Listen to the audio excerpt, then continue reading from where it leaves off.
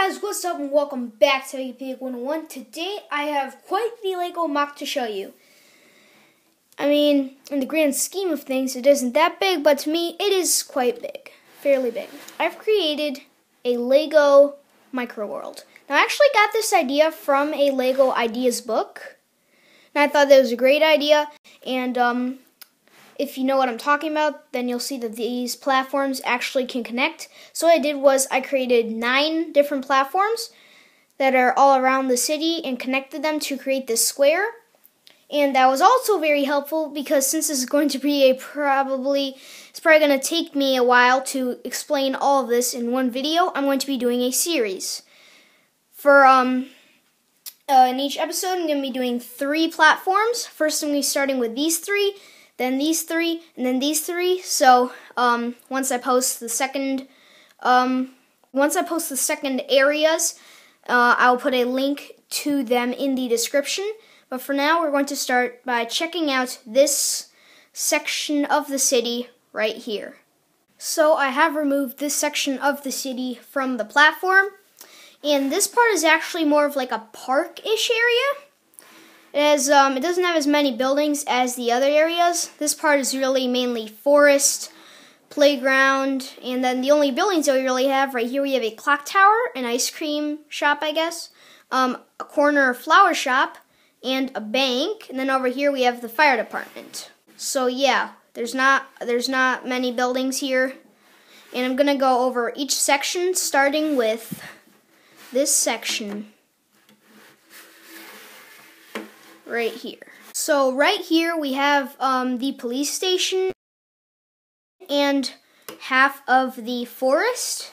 As you can see, there is a road that goes across like this and then kind of splits off in a T-shape going in between the forest and the fire department. And for the forest, basically, we created just a few micro trees. When I say we, I mean me and my sister created this. My sister helped me, so big shout out to her. We kind of used the micro Minecraft style trees and just added some just added some studs as bushes and then a bench. That's pretty much all there is to the forest bit. The only thing that I really go into detail about is the fire department, which you can just take right off. Right here, I created this, so I really like how it turned out. I made it gold, light gray, brown, and of course red. Right here we have the garage that the fire trucks come out of.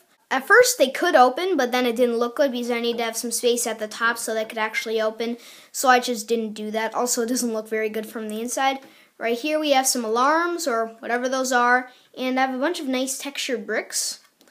The top of it isn't really detailed, but I think that really makes it look cool. But yeah, that was pretty much the fire department, and that is pretty much this section. So let's move on to the next section. Next up, we have the half park, half playground bit. As you can see, the road continues to go on throughout the middle, but now there's also some sidewalk along the side here. And on the playgrounds, you can see we added some brown, tan, and like brownish tan, I guess, pieces for a kind of mulch effect. And we also have a bit of a trail coming through. Monkey bars, slide, and a swing. So pretty much covered all the basic playground necessities. Over here we have more Minecraft-style trees, more bushes. We have a nice little fountain here, like a bird fountain. I think that this turned out really nice. Once again, my sister created the forest. Here we have some pine trees, which are really simple, but do look really good in this example. And yeah, I guess that pretty much wraps up this section. Not too much to it, but I do think it looks quite nice. For this last section, we go back into the bit of buildings place, I guess. And once again, we have the road going through the middle with some sidewalks along the sides. And yeah, let's just get straight into the buildings. Right here, we have a tiny flower shop, and we actually use some minifigure scale flowers.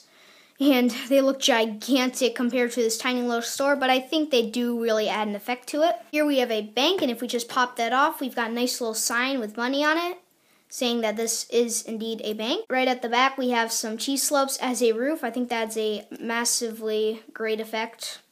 What did I just say? On top, we have a sort of dome piece. grand entrance, and we've got some like grayish green and some regular gray, which I think looks very bank-ish. Here we have a nice ice cream shop, which is tan, white, purple, and pink. I think, and as you can see, we kind of made it look a bit layered like a cake.